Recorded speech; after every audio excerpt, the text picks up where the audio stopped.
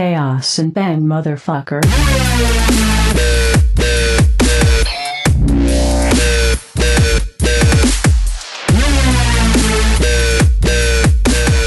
Like when Leon tells her at the end that he loves her, what is that? Is that a father-daughter love, or is that a? I mean, I think that was kind of a Lolita type thing. I think it was supposed to be ambiguous, but I think it was headed. I mean, I think he was starting to get to like the point where he respected her as a person, and so he thought of her as an adult rather than a child, because she didn't act like a child in the movie. Right. I mean, he put guns in her hand at the end, didn't he? Yeah. I mean, so I don't know. I mean, I've debated that question back and forth with people before. Is that, and I think you hit on it there and used the right word. Is that it was ambiguous? Is that you don't? It's kind of left up to your imagination, I suppose. You know what I mean? We are all over the fucking place on this conversation. I know, but I just thought of that when you brought it up. yeah, I hear you. Okay. So I have this. I've been Googling shit just as we've been talking, just I don't know, to amuse myself.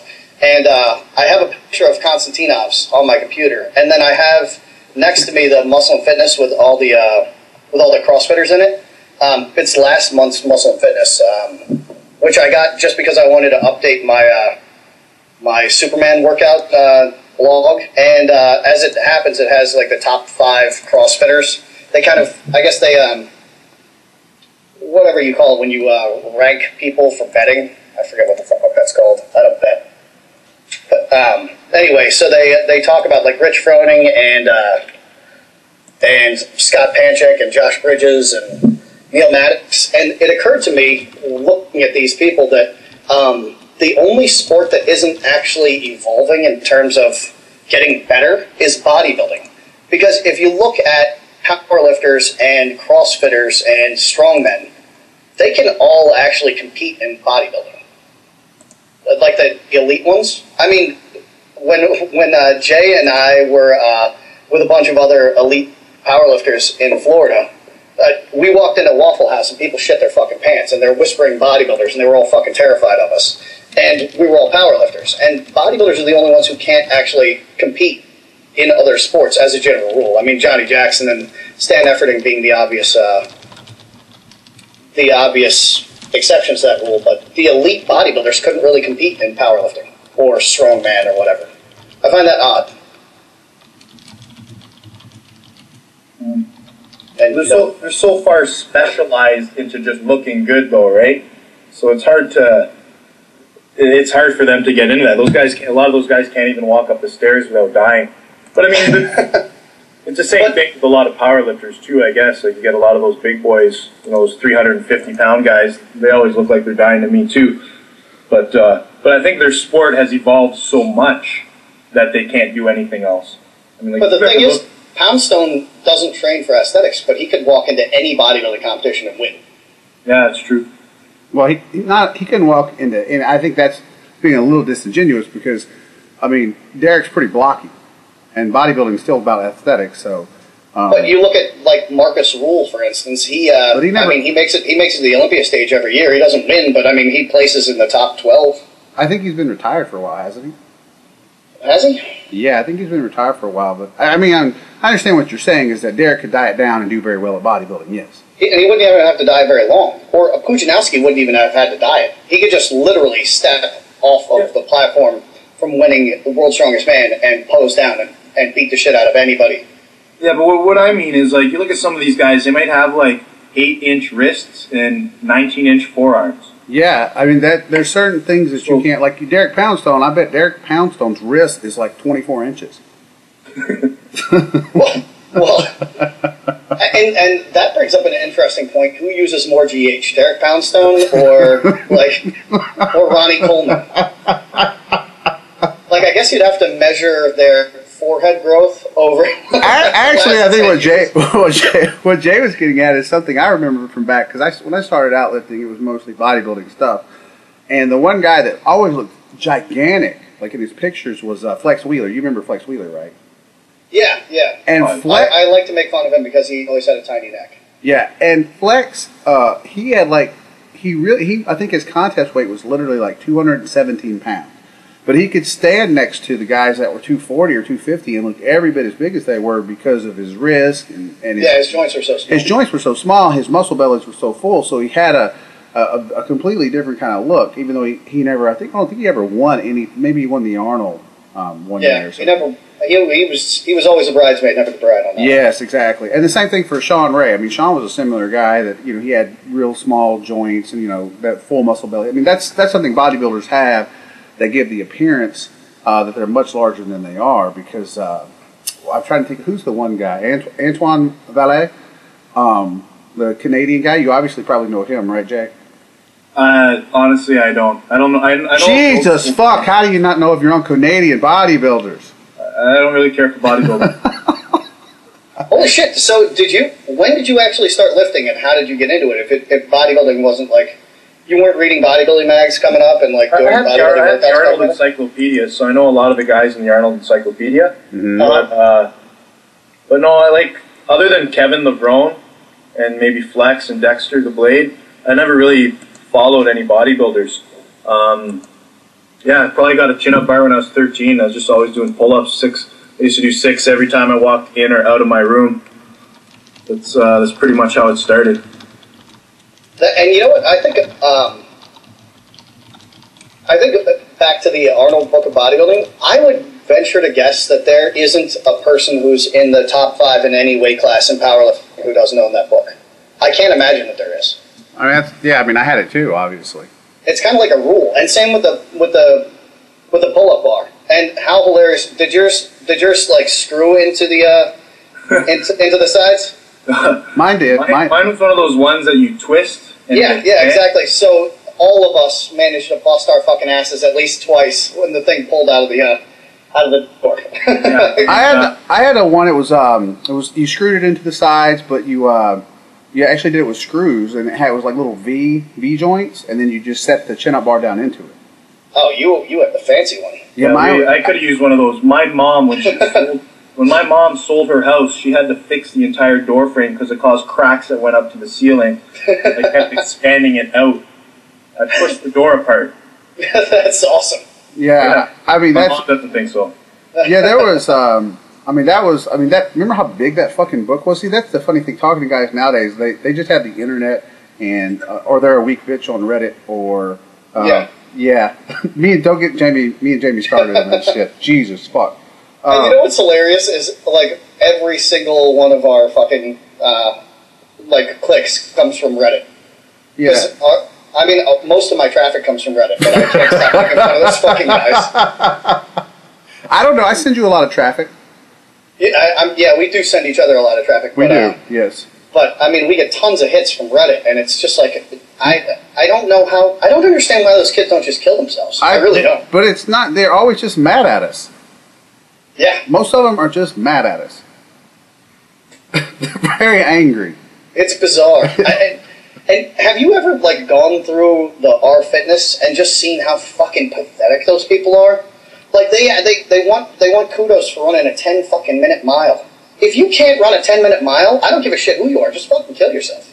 Like, you literally have no reason to live. I read something funny by you the other day, though, and I may be misinterpreting it. So it was something to the effect of, if you can't shrug 7 plates, just die.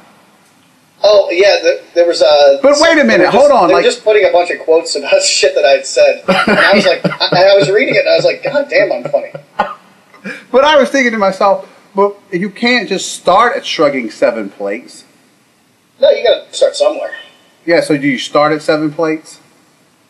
No, you know what? 6 plates was like my battle zone for the longest time. And it was because I trained with these guys who were fucking humongous. They were the guys that, like, I trained MMA with, I'd always watch Pride with, and all those guys were on gear, and, like, I didn't even know what pro hormones were at the time. I was, like, just figuring out, like, oh, well, if I have 3 protein shakes a day, like, I can stay over 160.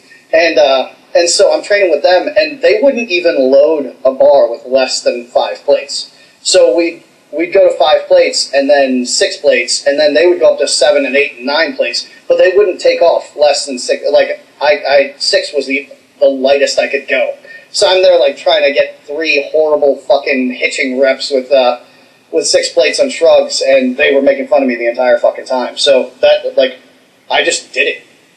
Right. I never got to shrug less than 5 plates. So now you can't. If you, I think it was something to the effect of you can't shrug 7 plates, kill yourself. Or it's always kill yourself. Everybody needs to kill themselves. Oh yeah. Well, you have to admit there are a lot of people who just need to go ahead and buy that gun in 1 bullet and make it happen. I think the things that bother me the most about that is it's always some guy that like can't bench 3 plates or can't squat 365 or whatever, and thinks that either what we write is shitty or our ideas suck or whatever. You know what I mean? Like it's put time in first before you're going to become a critic. I mean, put fucking 20 years in or 15 years or put a certain amount of time in before you decide you're becoming a critic, because the longer I lift and the more I train and the more I do this, the less of a critic about other shit other people do. I don't walk around worrying about it anymore. Yeah. And all of their time seems to be spent worrying about criticizing other people. And I think it was your favorite president is Teddy Roosevelt, right? Yep. And it was his wife who said, I believe the quote, something to the effect of, I can't even remember. Basically, the last part of it, small-minded people talk about other people. It's great. Or there's something like great people talk about ideas, average people talk about like occurrences, and then small-minded people talk about people. And that's kind of how I see like that whole thing is like people, small-minded people constantly bitching about other people, like about individuals like that. I'm not saying we don't do it sometimes ourselves, and when we do, we relegate ourselves. We're bitching about people right now. Yeah, we're bitching about people at the moment. So this whole conversation is terribly ironic.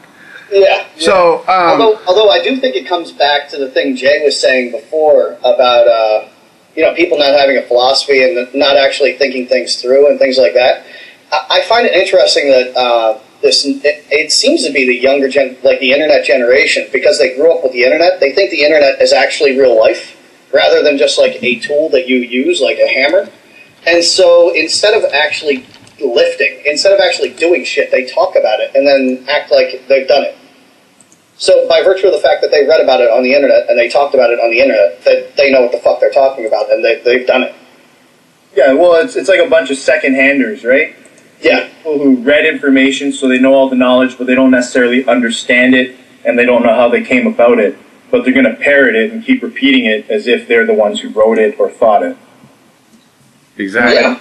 Yeah, it's all theory to them and absolutely no practice. And so anecdotal evidence to them doesn't matter for shit. They can actually see you do it, but they have some fucking study that says it's not possible, and so it didn't happen. Yes, I get that all the time. We always talk about this when I was doing a lot of that 100 rep work, right?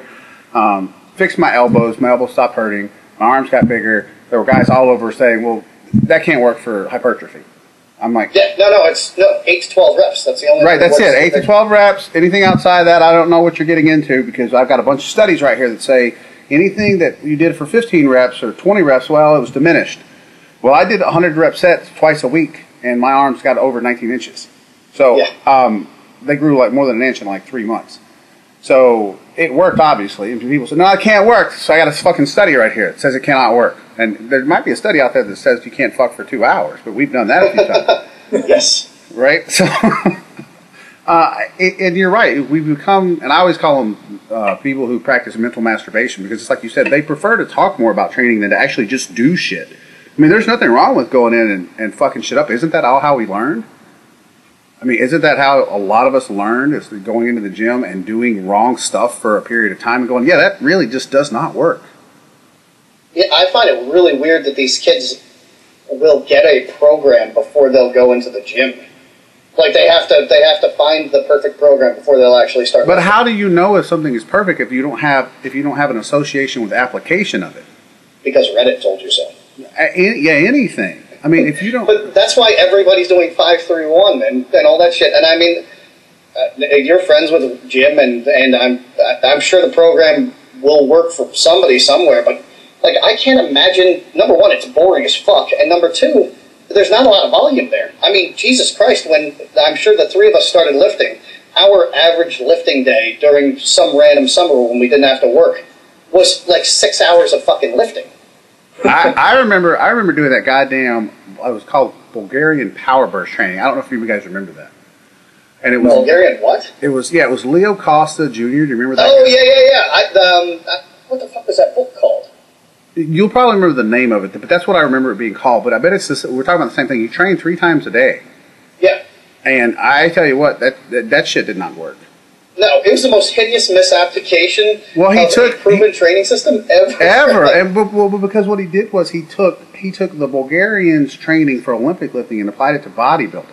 Yeah, and it didn't work at all, but it was a fun read. Yeah, and I did it. I did it for a whole summer, and I was fucked up by the end of the It's amazing you didn't get AIDS from that or something. I did. Common sense training cured it. And it was you train 3 times a day, and you train the body parts 3 times a week. Yeah, it was a ridiculous amount. So you train 6 days a week, and you need that one day off for rest. So. You know what? The Arnold program wasn't far off from that. I mean, I don't know how many people tried to do Arnold's program, but you get through 1 week and you're like, oh fuck! I remember trying.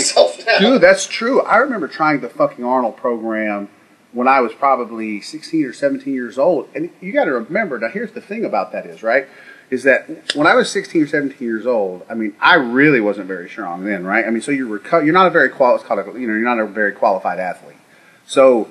You're not very strong, so your recovery ability is at an all-time high during those times, right? You know, when you can't... And you still have to lay down and take a fucking nap Jesus, Arnold claimed he was doing, twice a day, 6 days a week. So you're right, it was really, very close.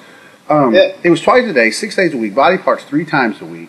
And to this day, I don't know if he trained that way. I really don't believe he did. His arm workout is crippling. Yes, you can't. But I mean, that's all he did, though, right? That's absolutely all he did. No, he had sex with women. Oh, he had a lot of sex. No, but that kills your gains if you do it more. It does kill your gains. I actually had a kid after I wrote that the NoFap article. I actually had a kid email me and say that he gets blurred vision and all this shit if he jerks off every day, and I was like, dude, you need to go to the doctor. Like, you have a problem. If jerking off once a day gives you blurred vision and you're exhausted, you really have some serious health problems. You need to get investigated. I don't... That would be awful to be a teenager and have that going on because, I mean, that's your whole life when you're a teen. Yeah, and this was coming off, me being in my meat preparation phase. I was having a tremendous amount of trouble sleeping, if you can imagine such a thing. Right. And and I just kept jerking off. So I jerked off I got 3 hours of sleep, and I jerked off 14 times between 10 p.m. and 8 a.m. And this kid's telling me he gets blurred vision from jerking off once a day. You would probably. I was like, I should be fucking blind right now. Well, that's a pretty easy solution for him. You should write up an article and say basically, if you get blurred vision from jerking off, just kill yourself. Yeah, there you go. Okay. That's kind of like there's a trainer at my gym. It doesn't matter what question you ask him, his answer is GH. And I'm like, how do you afford this much GH? But I mean, literally everything you ask him, you could be like, oh, you know what, I have oily skin, GH. How many units a day? 4. Okay, Jesus Christ. How do you afford that? GH. GH. All right. Jay, because we're losing Jay in our normal ranting. Yes. I want to pull Jay back into the conversation. But one of the things that Jamie and I talk about, I want to get some of yours on this because these are always good stories. How long have you've been lifting now? You're 30. You've been lifting 17 years, right, Jay? About that, yeah. Yeah. So and you're a big guy. What are the things? One of the most famous, I guess, lines or quotes from any of our podcasts that kind of resonates through our entire fan base is Jamie saying constantly getting, "What kind of protein you on, dog?" And he apparently gets that, and I don't know why everybody felt that. I mean, I think it's funny, but it's been an obvious hit with everybody listening to our podcast because that shit, we get asked that all the time. So what are some of the stories that you've had throughout the years about, about being jacked, about, questions you get or things that have happened to you? Because these are always fun stories. I don't know. There's so many just stupid ones, right? Right. Like, so many. I don't know where to begin. But most of them are just like guys who are like, yo, man, I've been training for 6 months. How come I don't look like you? And it's, well, probably because when you train, you go to the gym, you're in there for 2 hours, you're picking up girls, you're doing bicep curls. You know, like you got the intensity of a fucking, you know, baby puppy, or like, well, that's the same thing, but a baby dog, a little puppy, you know. Everyone's always asking about creatine, which is really annoying because it's fucking creatine. Oh, wait, we were talking about that. $14. Right. Like, go buy it. Right. Hey, what was going on with that? What was going on with that guy? That guy actually got fired for giving his. Yeah, I was going to say that we could lead into that. That was actually something we wanted to discuss. Was I guess. Yeah, football coach got fired for giving kids creatine. That is awesome. Although creatine is banned in the Olympics. It's one of the many thousand things that are banned in the Olympics. Yes, but so it is technically a performance-enhancing drug, I guess, according to the IOC. When did the IOC ban creatine? I was taking creatine when I was bobsledding. It's definitely on the banned list. So is coffee. If you have more than 2 cups of coffee a day, you will pop. Ostensibly, could pop positive for some sort of test. I don't know what sort of test that it would be. Being awake. Are you awake? All right, you're banned. How would you even test for that? Because creatine's a naturally occurring substance. But I guess if you have too much. So you just eat too much red meat, and then you're banned. That's it. You're fucked. And if you have too much, aren't you just pissing it out anyways? That's what I thought. Who the fuck knows? I mean, I've taken up to 100 grams of creatine in a day. I usually do that in my recomp. Jay doesn't know about that because Jay just competes at whatever weight he happens to be walking around at, which I find insane. You don't do a weight cut for 220, Jay? Well, I walk around usually 226 to 228, so I just do like a little bit of a water cut. Right. And it's pretty easy to put the weight back on. I just eat a pack of Pringles and drink some water. That's insane. Like, thinking about, like, nearly killing myself multiple times trying to make weight, and Jay's like, I ate some Pringles. I ate some Pringles. I drank some water. I was good. I skipped breakfast. I made weight. You know, it's pretty easy to cut weight. I like it, but now I'm starting to realize that if I want to lift some bigger weights in this weight class and compete with some bigger guys, I got to put on weight. So are you going to take creatine? Or you could just cut down to 198 and smash the shit out of that record. Yeah, like, but then no offense, Jamie, but then I'd be under man weight. 200 pounds. I was actually catching shit from the owner of our gym. His wife was. We were in a meeting the other day, and she was making fun of one of my coworkers for being under 200 pounds and saying he had to eat. And I was like, so what the fuck do you guys say about me? And they were all like, you're 220, aren't you? And I was like, you know I compete at 181. How the fuck could you think that I'm 220?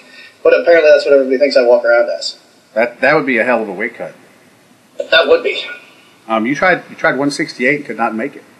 165, yeah. I made it 168 once and 170 the other time. Yeah. And, like, I was in the sauna, in a sauna suit for 3.5 hours and lost 1 pound. That's how dehydrated I was. Yeah, I mean, that was a rough... I mean, it was still a 181 total because you were, what 169? Yeah. Yeah. So, yeah, Jay just has some Pringles and water and good to go. Yeah. How do you stay in there that long? Like, well, I have to get in and out after a while, but it's miserable. Like, I can't even listen to music actually because I'm so miserable. It's like every meet I've gone to, like if I go like at Clash, for example, I'm in there with Garrett and Dan Green and Cade, and we're just doing like 10 minutes in, 10 minutes out for the sauna. I couldn't even last, like, I think after 6 minutes I was getting out because I was like, I don't need to cut that much weight. And this isn't fun. This doesn't feel good. So I just get out. At what point are you sitting there and how do you know when you're going to have a fucking heart attack or pass out? I don't know. I've honestly actually never considered the idea that I could have a heart attack, but I suppose I could. Usually there's other people in there, and they're all asking me if I'm going to die constantly. So I can't even sleep in there because every 10 seconds I get somebody nudging me to find out if I'm alive. So, I guess that's how. Other people, Good Samaritans checking on me to make sure I'm still alive. Yeah. Because one competition was Greg Doucette. You guys know who he is, right? Yeah. Yeah, he's hilarious. The dude from Nova Scotia, right? Yeah, awesome dude. Crazy bencher. Awesome at cutting weight. We were at one competition, Canadian Nationals, a couple of years ago, and he wasn't making weight. He was a pound too heavy.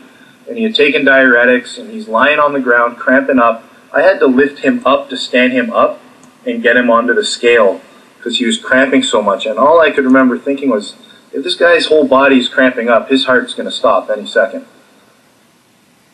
You know, I've heard so many crazy stories about Lasix from bodybuilders that the shit just seems terrifying. And then, you know, that one guy, the one meat promoter for rum, like almost died. He had kidney failure. Did you hear about that, Jay? Oh yeah, Eric. Yeah.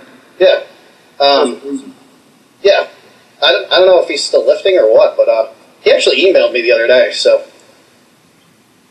he's alive, which is good. Somebody almost died? Yeah, he had kidney failure. He was in the hospital for like a month. Who is this?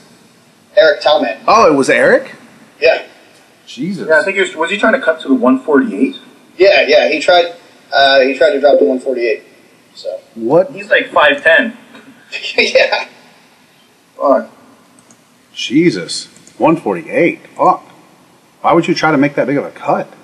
I have no idea. Yeah, and he's a like a thin guy naturally, so. Yeah.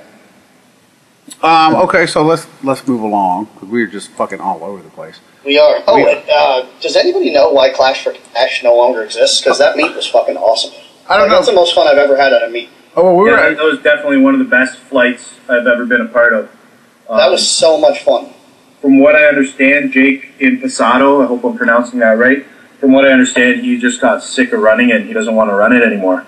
So I think Jared Dager of Bode, I think he wants to run one, and he's trying to get Jesse Kellum to hop on board, and that'll be the new meet in New Orleans. Right, and then so that was one of the things that we were going to discuss was Rum's new format, and basically there's going to be the normal Rum day one, right, where it's all walkouts and no knee wraps, and then day two will be, is it going to be a mono lift with knee wraps?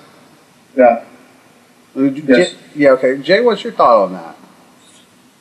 I like it in the sense that guys who would never compete at Rum are going to be there. So I like that, you know, Eric Lillybridge, you know, the Lillybridges are going to be there. Brandon Lilly will be there. So you get some of those guys there. But they're not going to be lifting in my flight, which really sucks.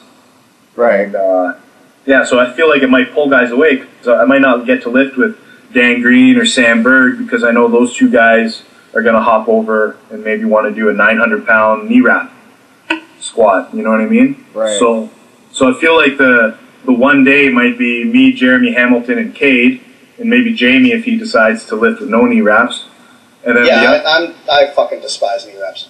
Okay, cool. So there's 4 of us at least, and then the next day might have be a huge meet. You know what I mean? And that's not what Rum originally was. Yeah, I guess that's what I was going to get back to. The whole point that what Rum was supposed to be originally was kind of getting back to like the roots of what powerlifting used to look like. You walked your squat out, you didn't have knee wraps or whatever. I don't know if I'm right with that, but I guess I think it is because I know Johnny Vasquez fucking hates monolifts and he hates knee wraps.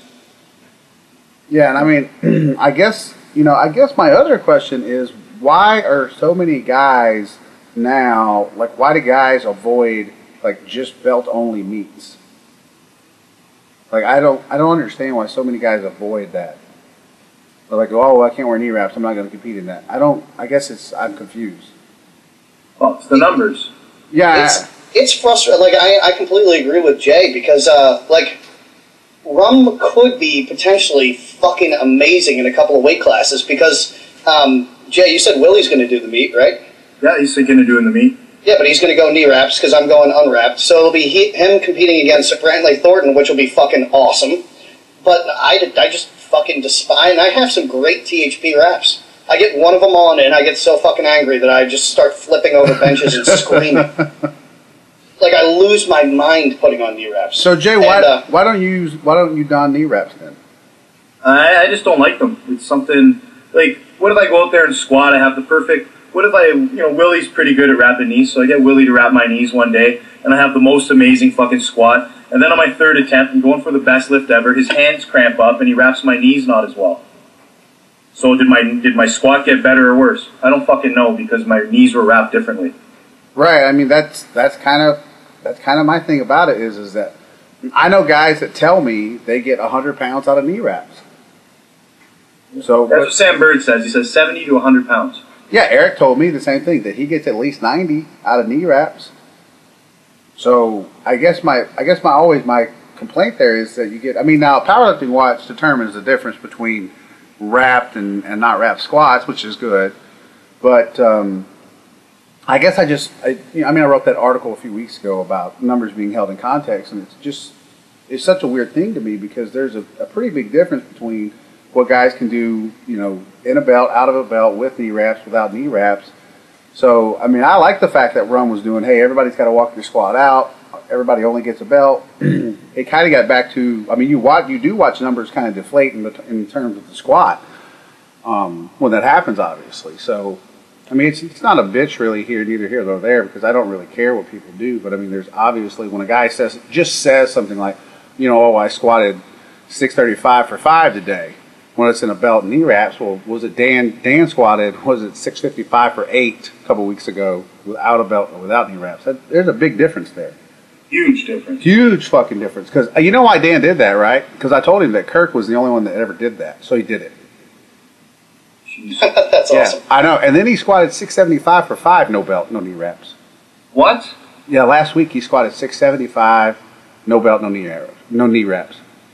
No belt. Yeah, no belt, no knee wraps. He squatted I believe it was 675 for 5. Because I asked him what he thought he could get for 5. I said, "Do you think you can do 700 for 5?" He said, "I don't know. I'll see." Fuck, Dan doesn't need a belt anyways. Have you seen how thick that guy's midsection is? It's insane. It sticks out like almost as far as his pecs, and he's got some of the biggest pecs I've ever seen in my entire life. He's a monster. I have a picture of me and Cade and him, and I'm in the middle. We all have our shirts off. And I have a pretty big midsection. Doesn't always look like it, but I'm still 35 inches around the belly button area. I'm still 35, and Dan looks like he's like 1.5 my waist. It's just huge. So I'm just like, man, this guy's around his belly button. He's got abs, and he's probably like 40 inches. Goodness. It's insane. Yeah, I mean, that's all about, a big part of that is just, to be blessed with that kind of musculature and genetic structure. I'm not saying, obviously, Dan works really fucking hard. He does. You get to see his videos. Goddamn, some of the sets that he grinds out are just unbelievable. Yeah. But he's got the intensity that all those kids who are reading Reddit need. Yeah, exactly. They need a third of it. Yeah, that's just what happens when all of the things come into the right place. And I think it was Brandon Lilly wrote a couple weeks ago when he went and trained with Dan up doing deadlifts, was that Dan, he said, until you get to talk to him, and I don't know how much time you've spent with Dan, but that he's probably the smartest guy he's ever talked to about training. So, obviously Dan knows. He's not just a guy that, hey, woke up one morning, started training, everything fell into place. Dan, I've talked to Dan a lot about training too. He structures everything out in a very intelligent way. So, it's just kind of one of those things where all the pieces come together. I've never met Dan in person, so I look at guys' structure when I'm at meets. When you look at, have you ever met Ed Cohen, Jay? Unfortunately, no. Yeah, and when you meet Ed in person, he's 5 feet tall, but he's really, his back is super broad, but his legs are no more than 4 or 5 inches long, and but his arms are down past his knees, and his hands are like they're like Andre the Giant hands. You know what I mean? When you look at him, structurally, if you know what you're looking at, you're like, man, it doesn't look like all the pieces were meant to go on that same person. He's got the arm length of a guy that should be more like 7 feet. I don't know what his wingspan is, but it's got to be more than 6 feet, and he's only legitimately probably 5'5". So you're basically calling Ed Cohen like a jack spider monkey. Yes. And it's funny because if you sit down next to him, and I'm like 5'11", if you sit down next to him, his torso is so long, he pretty much looks you eye to eye. You know what I mean? So he's got all these crazy leverages and dimensions. But obviously it's, that's a big part of why he's one of the greatest ever. But Ed was smart too. Dan's got a lot of that going on. I can't tell because you just see pictures of Dan. I do, but I haven't got to see Dan. Dan doesn't look like he has exceptionally long arms, but he pulls sumo. So obviously Dan has a huge ass too. He is the biggest ass on earth. Yes, his ass is just ridiculous. I would argue that him and Cade Weber should have an ass off. Cade's ass is fucking huge. Yeah, I mean, that's obviously a big part of why guys can squat and pull like that is because, I mean, just having big asses. I mean, that helps a lot. But Dan's ass, every time I see a video of him pulling sumo fish from the side, I'm like, that is just fucking ridiculous. But Cade pulls, he pulls conventional. Yeah. His first 700-pound deadlift was 1 week after he failed 700 twice in a meet, and he was pulling conventional then. Like, so he's pulling, he was pulling sumo. He pulled sumo in the meet, missed it twice, and then the next day or the next week, he was pulling conventional, and it was feeling good. So we went up to 700. He got it. Yeah, and then he just, what did he miss? 855 recently? He got 850 not too long ago in our Canadian Nationals a few weeks back. He just did 850. Right. Which is incredible. He went for 881, missed it. At Rum, he was going for Larry Pacifico's record, and he got 859 to his knees. That's what it was. He was trying to get the 242 record before, well, actually, yeah, no, because his was that without knee wraps. Right. Yeah, so he's trying to get the. Is he still shooting for that? Is he going to? Yeah, get that. He'll get that at Rum. Okay. Without a doubt, he'll get that at Rum. Yeah, and how long has Cade been training? Cade's been powerlifting since he was about 16. How old's he now? Cade is 23 years old, turning 23 in December. Oh wait, turning 24. 23 or 24? Like give or take 7 or 8 years. Around there, yeah. Goodness. Yeah, and Cade, I mean, he's got the same thing going. I mean, Cade's pretty lean, isn't he? Yeah, he's a fucking freak. Yeah. It's weird, like, it's emasculating when I train with him, because I know I'm a big guy, but when I'm around someone who's 30 pounds heavier than me, and, you know, when you see someone deadlifting 800 pounds in the gym like it's nothing, it really puts you in your place. It's very humbling. Yeah, I bet. Yeah, like, I'm pretty sure, like, for all of us, if we didn't have the internet and we were by ourselves in the gym, we'd all think we were the strongest guys in the world. But because there's the internet now and we can see Pozdiev trying to deadlift 922 pounds at 230 pounds, you know, because we can see that shit, we get so humble. So I think it's like the more you know about powerlifting, the more of a humble person you'll be. And the less you know about powerlifting, the more you think you're some fucking, you know, super stud on Reddit. Yeah. You know what? Just thinking about it, my experience was the exact opposite because I trained with so many strong people when I lived in Tucson, and it was like there wasn't Powerlifting Watch. There was no way to like find out what the fuck the records were, and I didn't really give a shit because I just trained with a lot of strong people. And I realized just like while I was writing Destroy the Opposition that my ex-wife doubled more than the world record every fucking time we squatted. And, like, neither of us thought anything of it because she never really competed against girls. She didn't think it was worthwhile doing. She was of the opinion that women should compete with men if they want to act like they're equal.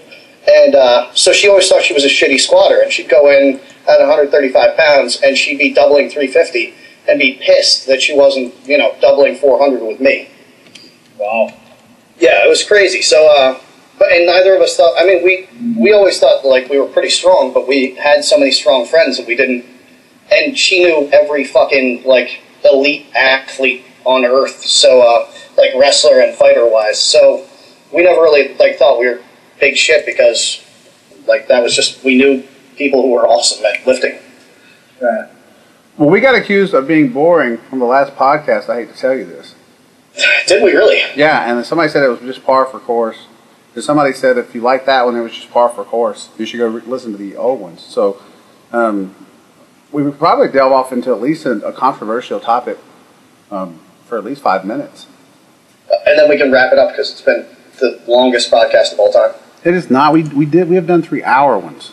Have we really? Yes. Jesus Christ. We did 3 I don't know much about these podcasts, but this is definitely very unstructured of us. I don't think, and you know what? This is one of the most structured podcasts we've ever had. You don't, Jay. I feel like if you're to summarize what we talked about here, not only did we not talk about anything really that was on our list of topics, when we did talk about it, it was for about 1 minute, and then we just shot off somewhere else. I would say that sums up every podcast that we've ever done. Yeah. And we barely talked about the Zimmerman trial. Barely talked about, well, we talked a little bit about Klokov and CrossFit. Talked about rum for about 5 seconds, and we hit philosophy for about 5 seconds. We're really just all over the fucking place. It's a good conversation, though, so I don't really give a fuck. Okay, so we'll throw out a few that we've done in the past. All right, I like this one. All right, Jay, if you're on a deserted island and you're going to get a woman, but she's going to be half fish, half woman, do you take the top half as a fish, or do you take the mermaid? Do I take the top half as a fish? Yeah, so like the top half of her is a fish, and the bottom half is like the legs and the vagina, or do you take the mermaid? All right, and is this to eat the person, or is this for sexual pleasure? You know what? That, I guess, is for you to decide, isn't it? Because I need food and stuff on this island as well. I guess on the island. How else is he going to train? Yeah, I mean, and also, I guess another thing is too, like, what does her voice sound like? I don't know. Like, they look. You mean, does it sound like somebody who's been on a lot of cycles of primo and you know, and does she have a brain? Can she talk about shit? Or is she like going to be one of those nagging women? So you mean women?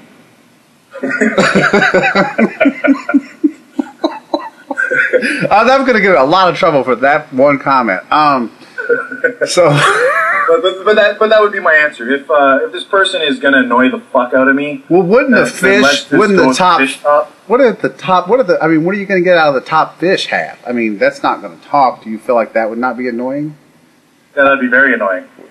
Would you slather yourself all on top of that thing to go to town? I mean, would you? I'd put a giant leaf over it, maybe. Giant leaf. I'm assuming the bottom half looks nice, right? Right. They can still teach the bottom half to like squat a little like bit. The bottom half is like Jamie Eason. All right. That's really nice. And yeah, that's really nice. I like her. But yeah, I'd probably have to go with the top half if it wasn't annoying. Okay, well, how you know what? We'll make it a tough decision then. Bottom half is when it's the fish. Top half is like a big catfish, and then the bottom half, and so it smells like a catfish and looks like a catfish. And so the bottom half is like Jamie Eason's lower body, and then the other half, beautiful chick that is completely annoying. Oh man! Now I can't make it easy. So which one? When you kill them and eat them. No, you can't. Okay, you don't have an option to kill them and eat them. Okay, we're going to remove that option. So, which one's your option? And you have to pick one. You can't be alone. That's weird because sometimes I hate being around annoying people, and I'd rather just be by myself. You'd rather be with a fish woman. But at the same time, being alone for a long time could really suck too. Yes. But at the end of the day, you're going to need someone to kind of converse with every now and then. So you have to go with the top. Yeah, I top female, unfortunately. Yes, I picked the. I think everybody's picked the top female. Yeah, it's pretty difficult to pick. The fish head. Yeah, the fish, because I think. Well, see, we went entirely differently with this. I think both of us were like, oh, blowjobs. So top half, woman. That was our immediate answer was blowjobs. It was blowjobs, yeah. I just take the blowjob. Blowjobs don't affect your squat, so. That's true. Lower body is not tired. Yeah. What was the other one? Oh, I think it was, what's the heaviest woman you ever had sex with? Jamie had a 302 one. 302. Yeah, I broke the 300 barrier. Yeah, 302, and I never asked him this. How did you weigh her? How did you know she was 302? No, she told me she was 302. All right. Okay, so we know now. Jay, what's the heaviest woman you ever slept with? I don't even know if I want to answer this question. What if my girlfriend listens to this? She won't listen to this. It's okay.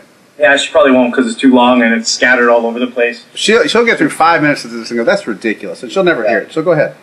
Probably about 210. 210. At what height? 5'9". Well, that's not that bad. No, yeah, it's just like a figure competitor who rebounded hard. Goodness, that is a hard rebound. Yeah. That is a hard rebound. That's like an 80-pound rebound. Well, actually, it was about a 70-pound rebound. Jesus Christ! What the motherfucker? A lot of cheesecake. What happened? She got like breast implants and shit, so she couldn't train for a while. And Did the breast implants weigh 20 pounds each? Metabolic, fucking like just destroying her metabolism. And oh man, it was a nightmare. And I don't mean the sex was a nightmare. I mean like living with that was a nightmare. Oh, that sounds awful. I'll take the fish head. In that scenario, yeah, I would have taken the fish head. All right, pretty good. Oh, what was the other? Jamie, what was the other one? It was sleep with a 10 or 2 5s. Remember that one?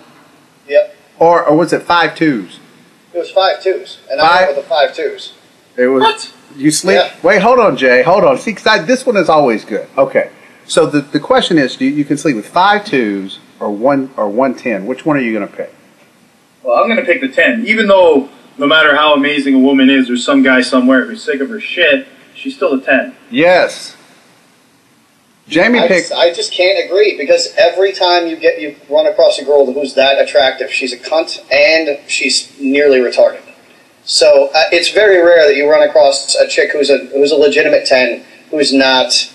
But I'm just banging. Like intolerable. Okay, hold on. Okay, well let's change it. And also, it seems like especially when they get into like the figure competitor-ish physique, they just fucking lay there. Like that chick's not going to be like, oh, you know what? I'm going to piss on you, and I'm not even going to tell you about it, and it's our first date. They're not just going to pop up on the bed and piss in your face. They're going to just lay there like a fucking corpse and be like, oh, you messed up my hair.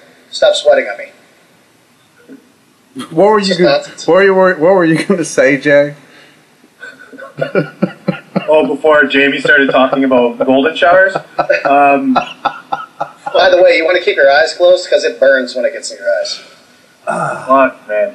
Go ahead. Go ahead, Jay. What if she's a 10, though? What if she's a 10 who used to be like a 4 or a 5 growing up? So she developed that personality at a young age, and then she turned into 10 dumb.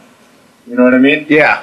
So she's got that more that humbleness, or that I used to be a not so hot chick attitude still. Yeah, she probably doesn't even know how hot she is now. Yeah. No, that happens all the time. Well, I know a lot of girls like that. That it's kind of like this. If you peaked in high school, shit's going to be bad. Shit's going to be bad. If you were that most popular, handsome, or beautiful chick in high school, it generally doesn't level out for the rest of your life like that. Yeah. So, which one are you picking, Jay? You picking the 10? Oh, absolutely. Yeah, I picked the 10 too. Think about 5 2s. Now think about what you think of as a 2. I mean, that's right at the bottom of the barrel. I mean, like here, I even have a rating system. I started at 0. I actually started at 0 because Jamie's already laughing. Because there's just some women. I call it the death bucket. All right, I do by buckets. 0 is a death bucket. Like it doesn't matter. It doesn't matter. If someone came up to you and said, not you either, but someone said, I'm going to kill your kids, or I'm going to kill your mom and dad, or the person you love the most. If you don't have sex with this person, you just say, go ahead, kill them.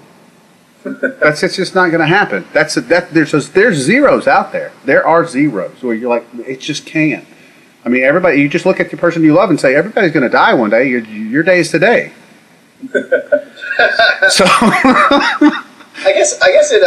So now, hold on. I'm thinking more in terms of a societal 2, not my personal 2. Okay, well, all right then. So what I throw the next lump in 1 to 4. If you're a 1 or a 4, there's really not a lot of difference there. I mean, you don't introduce your buddy and go, man, she's about a 4. I mean, what's the difference between a 2 and a 4? Really nothing. I would say anything between a 1 and a 4. You know when you watch those like people at Walmart things? Yeah, that's 1 to 4s, right? Yeah. I call those Armageddon buckets. Because the only way that you would hit that is if Armageddon happened and no one ever saw you and you had to repopulate the planet. I mean, that's it. I mean, and you might not even choose to do it then. So that's what I call an Armageddon bucket. So then like a 5 and 6s are the same, right? Like you don't differentiate between a 5 and a 6, right? You don't. Like a 5, 6, it's about the same, right? 5 and a 6, about the same. Do you agree, Jay? Yeah. All right, 5 and a 6. I call that a Kansas bucket. Just like the plains of Kansas, just plain, right? And then like 7 is pretty good though, right? Like there's a difference between a 6 and a 7. Wouldn't you agree? I'm still astonished at how much fucking thought you've put into this. No, I put like 3 minutes of thought into this, right? Like a 7 is like different, right? Like you'll date a 7, right? Like just based on looks. Like a 7. Yep. Right? 7's a little different. Now 8 is quite a step up from a 7 too, though, isn't it? Jay, you're on the spot here. Oh, yeah, I put the... Yeah, but 8's getting a little nicer, definitely. Yeah, 8, and then there's kind of a difference between, well, I'd say an 8 and a 9 is pretty similar. You got to keep in mind some 7s clean up into 9s, some 8s clean up into 10s. Well, yeah, I guess what I'm saying, at the peak of their beauty, you know, it's like a 7 is pretty good. You know, an 8 or a 9 is pretty similar. And then the 10 is that really, really small bucket, like the opposite of the 0 bucket, right? Like it's the opposite of that. Who are we putting as a 10? Are we putting, like, I don't know Jessica Biel as a 10? I would say Jessica Biel would be an incredibly strong 9. Yeah, I think a 10 to me is something that, you know, it's like perfection. So it's usually happened with a little bit of airbrushing and shit. So do you know a 10? Do you have a 10? My girlfriend is a 10. Okay, outside Good of answer. I know that's a great answer. Okay, but let's pretend that you don't have a girlfriend for 1 minute. Who's your 10? Well, that's a tough one. I have to name some porn star's name. I don't know. Jamie's the porn star guy. Jamie named some porn stars. Well, you know what? Having met a couple of porn stars, they're really not attractive in real life. Like, for instance, Jenna Jameson is the one everybody would put out there as a 10. Looks like a goddamn alien. I met her at a meet out in California because nobody was fucking talking to her. Everybody was crowded around Tito? Tito, yeah. And she was just sitting there looking like an alien. And I went over and I was like, oh, I really liked Zombie Strippers. And she, like, almost fucking fell over because I guess I'm the only person who owns that movie. And so we just, like, talking about Zombie Strippers for, like, 5 minutes and I wandered off. But, yeah, really looks fucking strange in real life. Like, all that plastic surgery, just, they end up looking fucking bizarre. I would say Raquel Welch in her prime would be a 10. Yeah, she was pretty nice. Yeah, I would say that she was pretty much she was pretty fucking hot.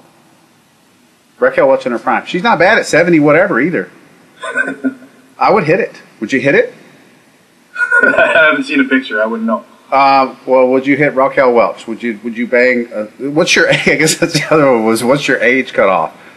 I wouldn't give it a number. It depends more how they look. Right? You gotta give it a number. I don't know, man. I'd have to see it. I can't even tell anymore how old people are. Yeah, I can't either. I'm awful at that. I can tell Jay's uncomfortable. He hasn't done these kind of podcasts before. all I keep in mind is what if some of my clients listen to this shit? I can't be talking about some of this stuff. Obviously, we don't mean to put you on the spot that much. Is there anything else you want to cover, Jade? Is there anything you want to pimp, you want to say, or you want to go over? I don't know, man. No, I'm pretty good. Okay. We kind of said a lot of random things, so it's hard to keep track. What is your gym called? Dynamo Fitness. Dynamo Fitness. It's located where, Jay? Ottawa. Ottawa, Canada. Yeah. Yeah, so if you're in Ottawa, Canada, and you want to go train with some really strong guys, because Kay trains with you, right? Yes. Yeah. And I guess that's something we didn't cover. Tell me a little bit about how you do structure your training now. Or has that changed in the last few years? It's kind of been the same. I've always had like that Bulgarian mentality of the body will adapt to the stimulus as long as you don't kill it. Right. So I like to train 6 days a week, upper body 3 times, lower body 3 times, and a lot of fucking pull-ups. Most of my squatting and deadlifting has always been over 80%, actually more like over 85%. Mm-hmm. And all my benching has always been high as well. I'm a big fan of working up to like 90+% and then backing down and doing volume work. Mm-hmm. But lately, in the last year and a half, because of injuries, I've been playing with lighter weights a lot in the off seasons, which isn't as fun, but you get more jacked, I feel. Yeah. Do you feel like you're less beat up? Definitely, especially not squatting heavy all the time. Right. And what is the difference that you feel between like squatting heavy all the time and now? I mean, just overall, is it a general fatigue feeling, or do your joints feel better, or what? I don't get irritated as easily. My knees don't hurt. I can definitely fuck better. And little things like getting in and out of the car, like my hamstrings aren't as tight. Oh, you can tie your shoes? No problem. Yeah. But as soon as I start squatting heavy, everything tightens up again. Yep. I would say, and I mean, this is pretty much the last year or so that you switched over to this. Have you still thrown some heavy workouts in there with it? I haven't been doing much heavy stuff. I squatted. I was kind of irritated. I had to lift heavy just to get a couple pictures into Power Magazine. Yeah. Because they didn't like any of my pictures because they weren't high definition. So that was the last time I lifted anything heavy in the squat or the bench, really. And it was pretty easy. I was surprised at how easy, like, 7 plates felt. So nice. So I don't feel like it's that detrimental. Yeah, and that's just to rehash what we talked about earlier. I just feel like that's kind of one of the things a lot of guys have been starting to figure out is the longer they train, because you end up with this nice base level of strength. You don't have to beat the shit out of yourself in order to move up that extra 5 or 10 pounds that you want at the meet. Yeah. So, I mean, just to kind of reiterate that point. Jamie, do you have anything that you want to talk about, go over? No, that's it. You know what? It occurred to me. One, I didn't know where the fuck Ottawa was, and I sort of pride myself on geography. Yeah, geography. Not only did I not know where Ottawa was, but then it occurred to me I didn't know if Canada has a president or a prime minister, and then I started thinking about all the things I didn't know about Canada, and it's almost everything. I know we invaded Canada once, and I know Canada is the only country that's ever beaten the shit out of us in a war. And that's the full extent of, and I know that there's a place called Northwest Territories in Canada, and that is the sum total of my Canadian knowledge. I know. And you're aware that I can wear shorts and a sleeveless shirt today, and I don't have a sled, and I'm not an Eskimo. Yeah, I was sort of making fun there. I am aware that there are like 6 days in the year that it doesn't snow in Canada. I just don't know which 6 days they are. I'll say this much, and this is without fail. Jesus Christ, you guys are overloaded with hot women. Canada? Yeah. I would just say we don't have as many obese women as you guys. Maybe that's what it is. Do you guys not have Walmart or something? There's got to be something there. No, you know what? And anytime I go into a Walmart here, I actually feel like I am in the States. That's just where the fat people congregate. It just drags the most Americanized people. Interesting. Are there a lot of Walmarts in Canada? Can we get some Canadian stores in America? There's just as many Walmarts in Canada as there are up there for you guys, or down there, sorry.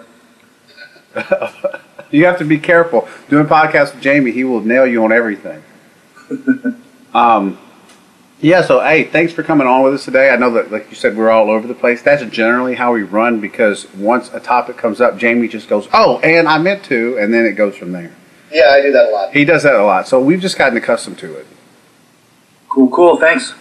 Yeah, thanks for coming on. Thanks for coming on, bro. Hang out for like a minute, like afterwards, so we'll throw some music on, but that's it. We're wrapping it up for the day. All right. All right. Later. Laters. Later.